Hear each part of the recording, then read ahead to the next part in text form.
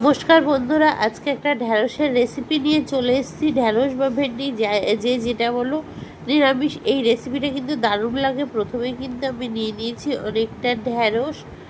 তো সেই ঢ্যাঁড়সটা কিন্তু আমি দুদিকে ভালো করে কেটে নিচ্ছি, দেখতেই পাচ্ছ। কেটে নিয়ে বড় ঢ্যাঁড়স, তাও কিন্তু দুটো ভাগ করে নিচ্ছি। দুটো ভাগ করে ঢ্যাঁড়সগুলোকে চিড়ে দিচ্ছি। ঢ্যাঁড়সগুলো চিড়ে দিলে কিন্তু খুব ভালোভাবে মশলা ঢুকে যাবে।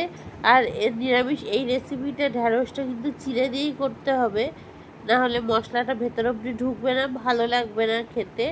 আর আমি ঢ্যাঁড়সগুলো কিন্তু প্রথমেই ধুয়ে নিয়েছিলাম, না হলে কিন্তু ঢ্যাঁড়সগুলো কেমন যেন একটা মানে পাতলা, মানে পিছলা পিছলা লাগে, ভালো লাগে না। তো সেই জন্য আমি ধুয়েই কিন্তু কেটে নিচ্ছি এইভাবে। আর যারা দেখা শুরু করে দিয়েছে তাদের অসংখ্য অসংখ্য ধন্যবাদ, অনেক অনেক ভালোবাসা। যারা ইউটিউব থেকে দেখছো, ভালো লাগলে আমার চ্যানেলটা সাবস্ক্রাইব করে দেবে। আর যারা ইউটিউব থেকে ফেসবুক থেকে দেখবে তারা ফলো করে আমার চ্যানেলের সাথে থেকে যাবে। তো দেখো, এইভাবে কিন্তু আমি ঢ্যাঁড়সটা কেটে নিচ্ছি, অনেকগুলো ঢ্যাঁড়সই। আর যেগুলো মাঝারি সাইজে আছে সেগুলোকে দেখো আমি কিন্তু মাঝখান থেকে এইভাবে কেটে দিচ্ছি, দেখিয়ে দিচ্ছি ভালো করে।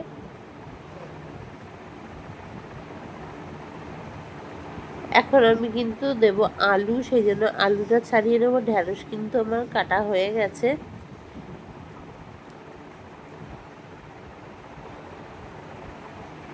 শুধু ঢ্যাঁড়স দিয়েও রেসিপিটা করতে পারো, আবার আলু আর ঢ্যাঁড়স মিশিয়েও করতে পারো। তো দেখো, আমার কিন্তু আলুগুলো ছাড়ানো হয়ে গেছে। আলুগুলো কিন্তু আমি লম্বা লম্বা করে পিস করে কেটে নেব।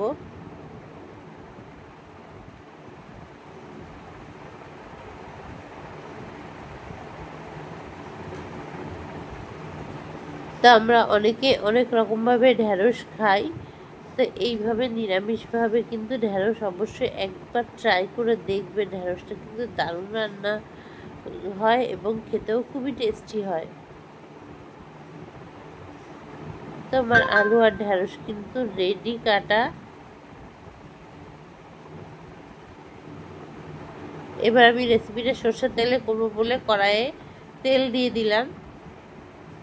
ঢ্যাঁড়সটার মধ্যে নুন মাখিয়ে নেব, হলুদ, লঙ্কার গুঁড়ো আর কর্নফ্লাওয়ার।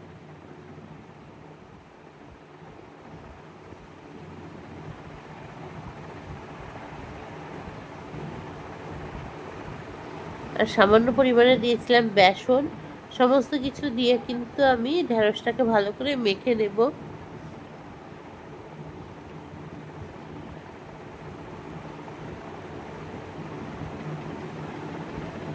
এইভাবে যদি ঢ্যাঁড়সটা শুধুও ভেজে খাওয়া যায় তাও কিন্তু দারুণ লাগে।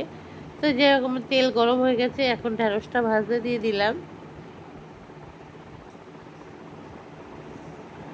আর দেখতেই পাচ্ছ আমার কথাটা একটু অস্পষ্ট লাগতে পারে, একটু কষ্ট করে বুঝে নিও, কারণ প্রচণ্ড পরিমাণে ঠান্ডা লেগেছে।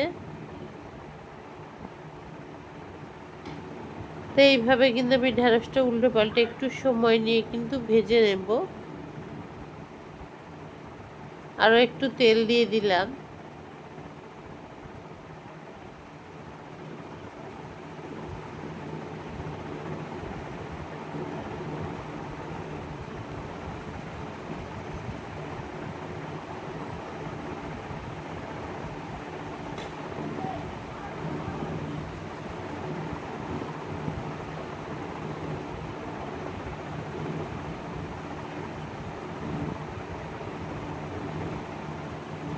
তো ঢ্যাঁড়সটা কিন্তু ভালো করে ভাজতে হবে।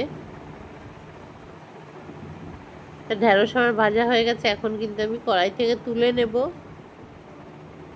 আবারও কড়াইয়ে দিয়ে দিলাম তেল।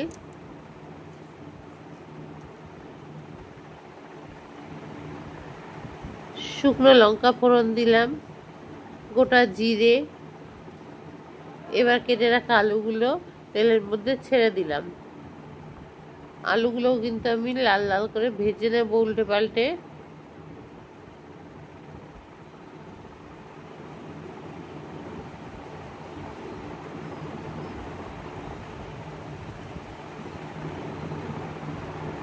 এখন আমি মিডিয়াম সাইজের দুটো টমেটো পেস্ট করে রেখে দিয়েছিলাম, সেই পেস্টটা ঢেলে দিলাম।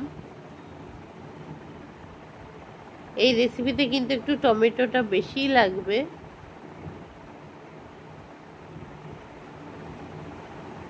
আর এখন নিয়ে নিয়েছি টক দই, ঘরে পাতা টক দই, সেটাকে দেখো আমি বাটিতে ভালো করে ফেটিয়ে নিচ্ছি।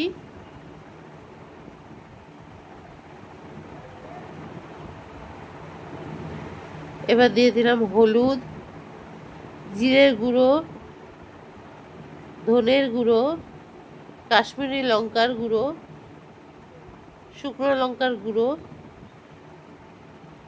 দিয়ে এবার ভালো করে সমস্ত মশলাগুলো দইয়ের সাথে ফেটিয়ে নিচ্ছি।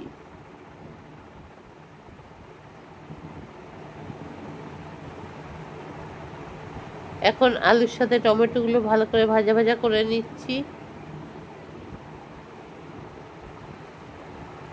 ঢেঁড়সটাও দিয়ে দিলাম আলুর সাথে।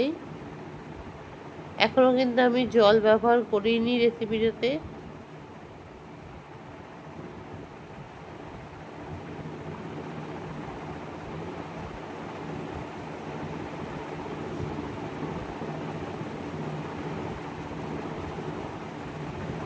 এবার পরিমাণ মতো লবণ দিয়ে দিলাম, চিনি দিয়ে দিলাম।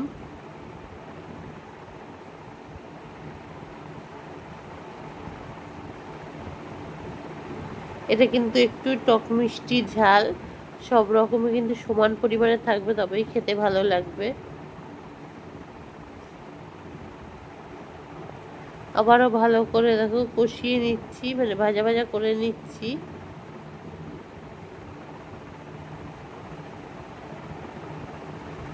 এখন যে মশলাটা দইয়ের সাথে রেডি করে রেখেছিলাম সেটা দিয়ে দিলাম। বাটি ধুয়ে জল দিয়ে দেবো একটু।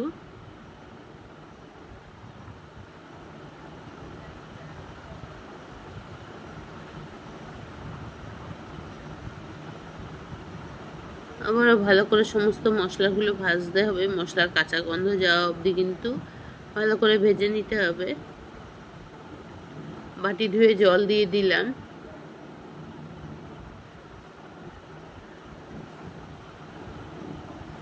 আর এতে খুব বেশি ঝোল দেব না, আলুটা পাতলা করে কাটা আছে যেহেতু তাড়াতাড়ি সেদ্ধ হয়ে যাবে। দেখো গ্রেভি কিন্তু আমার রেডি হয়ে গেছে। এবার দিয়ে দিলাম কস্তুরি মেথি। কস্তুরি মেথিটাও সমস্ত রেসিপির মধ্যে ভালো করে মিশিয়ে নিচ্ছি।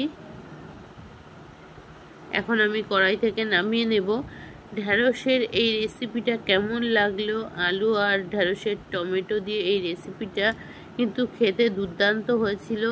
আবারও বলছি, ভাত বা রুটি সমস্ত কিছুর সাথেই কিন্তু দারুণ লাগে।